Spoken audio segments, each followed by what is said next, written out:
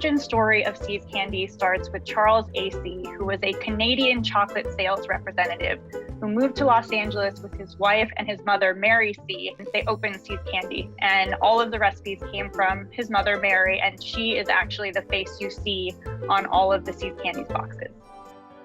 Mary See used to make her recipes at a kitchen at their bungalow in Pasadena. And that kitchen actually had a black and white checkerboard motif. So that is why that is the signature motif for all of the See's Candy shops.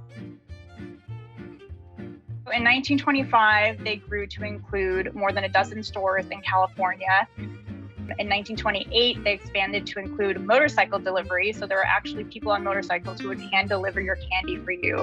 In 1939, they participated in the World's Fair, which introduced the company to a huge new audience. And then later in the 1940s and 50s, they expanded with many different shops in the San Francisco area as well.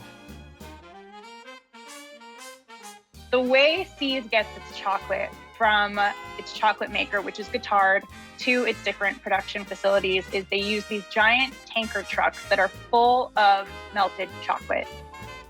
So it gets to the facility and then it goes through a series of pipes and into wherever it needs to go. But there are actual giant tanker trucks driving around California full of chocolate.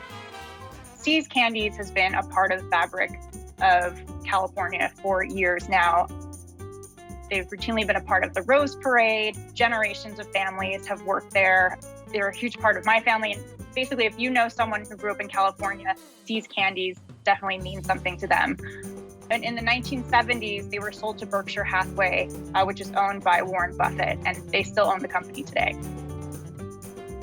I was able to speak with See's CEO and president, Pat Egan, who boasts that he has been to every single See's Candy shop in the entire world. And there are many. He mentioned that they did have to slow down a little bit for the pandemic, but they're ramping up production again, especially now during the holidays, and See's is definitely here to stay.